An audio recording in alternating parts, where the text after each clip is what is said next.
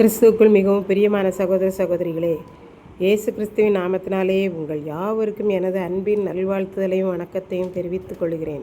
இன்றைய பகலின் குளிர்ச்சியான நாளின் தியான வசனம் யோவான் எழுதின சுவிசேஷம் 17ஆம் அதிகாரம் 15ஆம் வசனம்.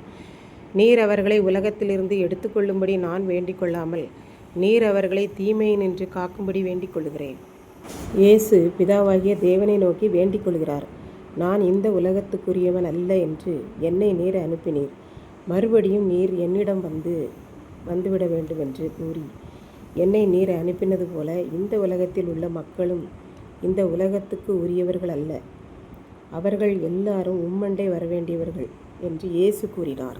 பிதாவே, அவர்கள் எல்லாரும் உம்மிடம் வரவேண்டியவர்களானதால் உம்முடைய வேதத்தின் வசனங்களாலே அவர்கள் எல்லாரையும் பரிசுத்தமாக்கும்.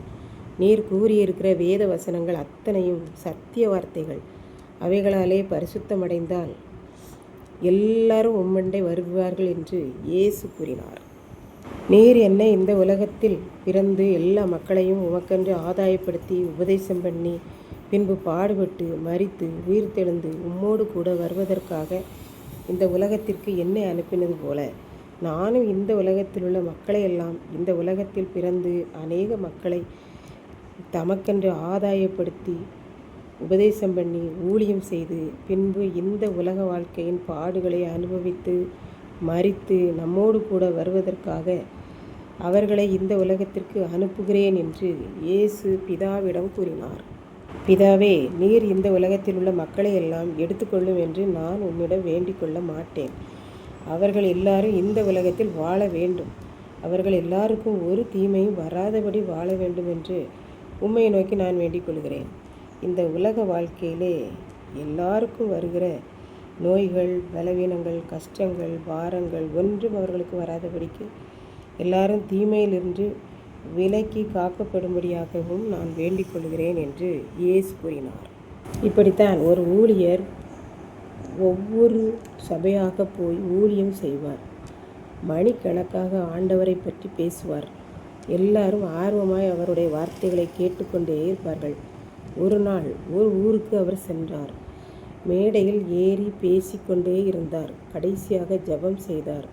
அப்போது வியாதியுள்ளவர்கள் மேல் கைகளை வைத்து ஜெபித்து அநேகர் சுஸ்தமானார்கள். பின்பு எல்லா மக்களுக்காகவும் ஜெபித்தார். ஆண்டவரே, அற்பமான இந்த ஊழியக்காரனை ஏற்றுக்கொண்ட இந்த மக்களை ஆசீர்வதியும். இவர்களில் நிறைய பேர் வியாதியுள்ளவர்கள் வந்திருக்கிறார்கள். இப்படி கடன் பாரங்கள், வறுமை, பிரச்சனைகள், பலவிதமான தட்டுப்பாடுகளோடு இந்த இடத்திற்கு எதிர்பார்ப்போடு வந்திருக்கிறார்கள். இப்போது நான் இவர்களுக்காக வேண்டிக் கொள்ளுகிற இது என்னவென்றால், இவர்கள் எல்லாரும் வியாதியினின்று, கடன் பாரங்கள், வறுமை, பலவிதமான பிரச்சனைகள், கட்டுகள் எல்லாம் நீங்கி காக்கப்படும்படியாக உம்மிடம் வேண்டிக் கொள்கிறேன் என்று ஜெபித்தார். அவ்வாறே மக்கள் எல்லாருக்கும் வியாதிகள் மறைந்தது. கடன் பாரங்கள், வறுமை, பலவிதமான போராட்டங்கள், பிரச்சனைகள் எல்லாம் மாறிப்போனது. இன்றைக்கு நாமும் நம்மை சுற்றியுள்ளவர்களுக்காக ஜெபம் செய்யும்படி அழைக்கப்படுகிறோம். எல்லாருடைய வியாதிகள், வறுமைகள், கடன் பாரங்கள், பலவிதமான போராட்டங்கள் எல்லாவற்றையும் விலகி காக்கப்படும்படி ஆண்டவரிடம் நாம் வேண்டிக் கொள்ள வேண்டும். இதை ஆண்டவர் நம்மிடம் எதிர்பார்க்கிறார். இதை கேட்டுக்கொண்டிருக்கும் எனக்கன்பானவர்களே, இன்றைக்கு நாம் எந்த அளவுக்கு நம் அருகில் உள்ளவர்களுக்காக ஜெபிக்கிறோம் என்பதை சிந்தித்து பார்ப்போம். இயேசுவே பிதாவே, நீர் எனக்கு தந்த இந்த உலக மக்களுக்காக எந்த தீங்கும் வராதபடிக்கு காத்துக்கொள்ளும் என்று வேண்டிக் கொண்டிருக்கிறார்.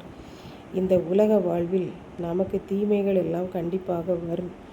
ஆனால் அதிலிருந்து விலக்கி காத்து கொள்ளும்படி இயேசுவை போல நாமும் நமக்காகவும் மற்றவர்களுக்காகவும் ஜெபிப்போம். ஆசீர்வாதத்தை வாங்கி பெற்று கொடுப்போம். கர்த்தர் தாமே இந்த வார்த்தைகளை ஆசீர்வதிப்பாராக. ஆமென்.